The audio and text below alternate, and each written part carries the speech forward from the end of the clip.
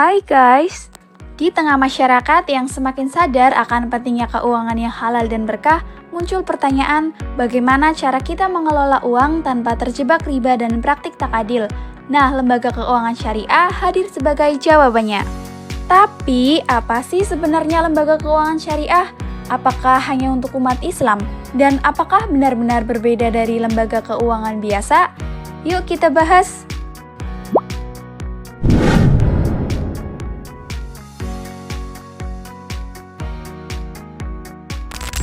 Lembaga keuangan syariah adalah institusi keuangan yang seluruh aktivitasnya dijalankan sesuai dengan prinsip-prinsip syariah Islam. Dalam praktiknya, mereka menghindari riba atau bunga karena dianggap merugikan salah satu pihak. Lalu ada gharar atau ketidakjelasan, seperti jual beli yang tidak jelas barang atau harganya. Yang terakhir ada maisir atau judi, yaitu transaksi yang bersifat spekulatif dan merugikan. Prinsip utama yang dijunjung tinggi adalah keadilan, kejujuran, dan saling ridho antara pihak-pihak yang bertransaksi.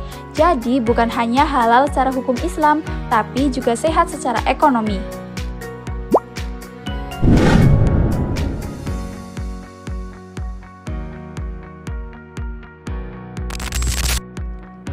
Ada dua jenis utama lembaga keuangan syariah. Yang pertama ada lembaga keuangan bank syariah. Contohnya Bank Syariah Indonesia, Bank Muamalat, atau BCA Syariah.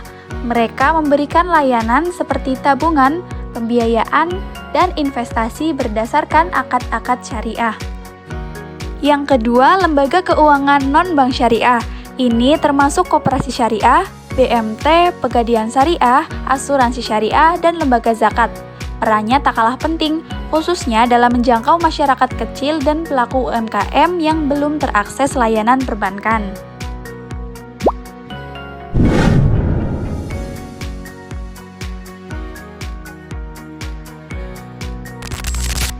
Nah, produk atau layanan lembaga keuangan syariah juga banyak banget loh. Yang pertama, salah satunya ada tabungan mudharabah, di mana nasabah dan bank berbagi keuntungan.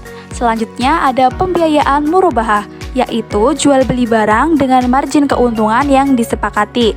Selanjutnya ada gadai syariah atau rohan dan ziswaf, zakat, infak, sedekah, dan wakaf. Ini bisa disalurkan lewat lembaga keuangan syariah, bahkan bisa secara online.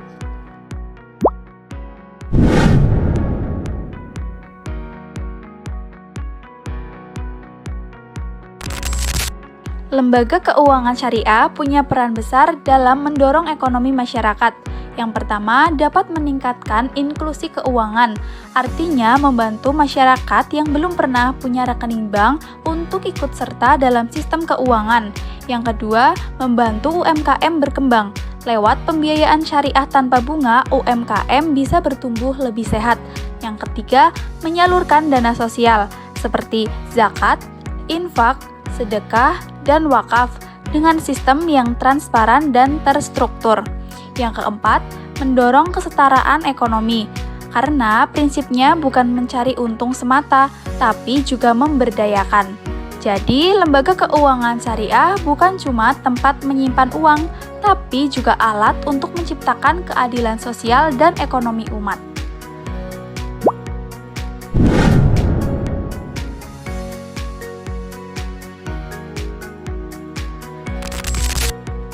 Siapa sih yang bisa pakai layanan syariah? Kalian pernah dengar nggak pertanyaan seperti itu? Atau bahkan kalian yang mempertanyakan? Yuk kita bahas. Oke, jadi layanan keuangan syariah bukan cuma untuk umat Islam.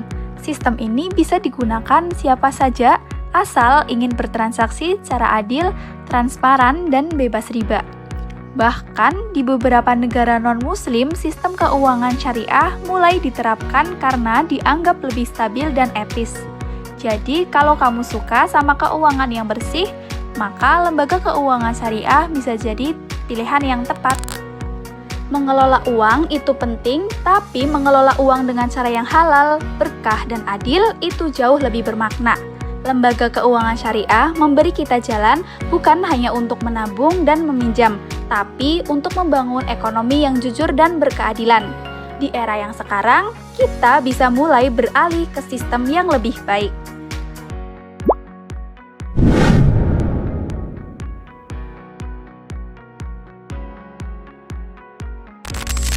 Nah, kita akan kasih contoh produk dan layanan lembaga keuangan syariah. Pada tabungan mudharabah, contoh nyatanya, Siti menabung 10 juta di tabungan mudharabah Bank Syariah. Dana tersebut digunakan bank untuk membiayai usaha mikro, misalnya usaha makanan halal. Lalu setelah 3 bulan usaha menghasilkan keuntungan, maka Siti dan pihak bank berbagi hasil. Misalnya Siti mendapat 60% dari keuntungan, sedangkan bank 40%. Jika rugi karena usaha tidak berkembang, maka kerugian ditanggung bersama sesuai proporsi. Lalu yang kedua, pembiayaan murabahah. Contohnya, Andi ingin membeli motor seharga 15 juta. Bank Syariah membeli motor tersebut dan menjualnya ke Andi seharga 17 juta dengan cicilan selama 1 tahun. Tidak ada bunga, hanya margin keuntungan yang jelas, transparan, dan disepakati di awal. Jadi ini bukan pinjam uang, tapi jual beli dengan cicilan. Dan yang ketiga ada rahan atau gadai syariah. Contohnya, Budi butuh dana cepat sebesar 3 juta. Ia menggadaikan emas 10 gram ke Pegadaian Syariah. Pegadaian menaksir emasnya dan memberikan pinjaman tunai. Setelah 3 bulan, Budi melunasi pinjamannya dan menebus kembali emasnya. Hanya membayar biaya penitipan, bukan bunga. Dan yang terakhir ada ziswaf, zakat, infak, sedekah, dan wakaf. Contohnya, Ibu Ani ingin menyalurkan zakat penghasilan bulanan. Ia menggunakan aplikasi mobile banking dari Bank Syariah untuk transfer zakat ke lembaga amil zakat. Pak Hendra ingin wakaf tanah untuk membangun sekolah. Ia dibantu Bank Syariah untuk proses akad wakaf dan penyalurannya ke nazir atau pengelola wakaf. Lalu semua dana disalurkan dengan prinsip amanah, transparan, dan sesuai syariah.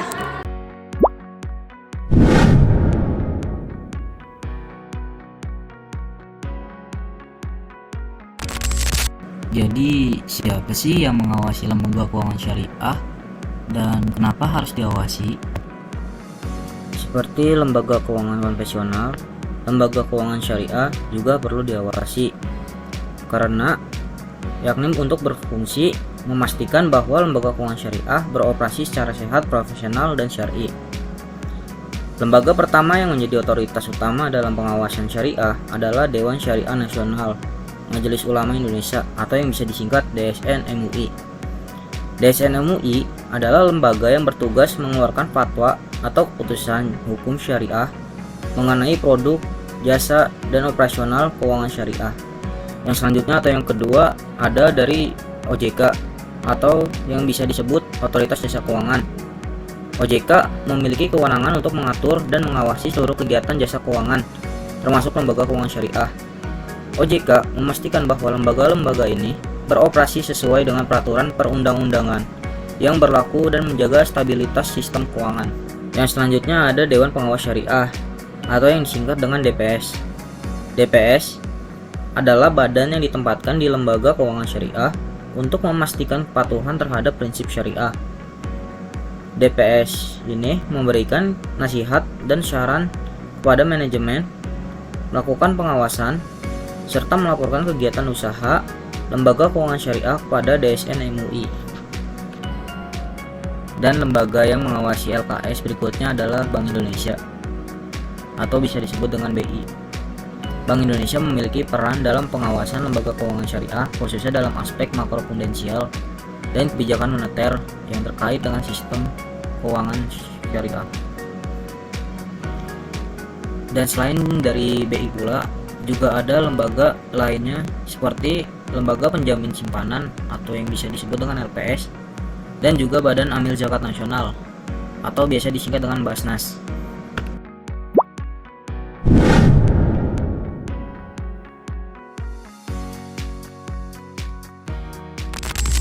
Selanjutnya ada karakteristik lembaga keuangan syariah.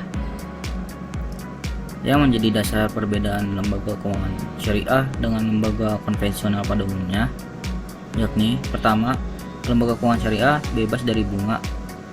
Semua transaksinya didasarkan pada nilai tukar dan keuntungan real dan bukan bunga tetap. Yang kedua, menggunakan akad syariah, akad yang harus disepakati bersama, halal, jelas, dan transparan. Yang ketiga, berorientasi keadilan dan maslahat. yakni tujuannya bukan hanya mencari keuntungan, tetapi memberikan manfaat bagi umat. Yang terakhir, dibimbing oleh Dewan Syariah. Setiap produk harus sesuai dengan fatwa DSN MUI.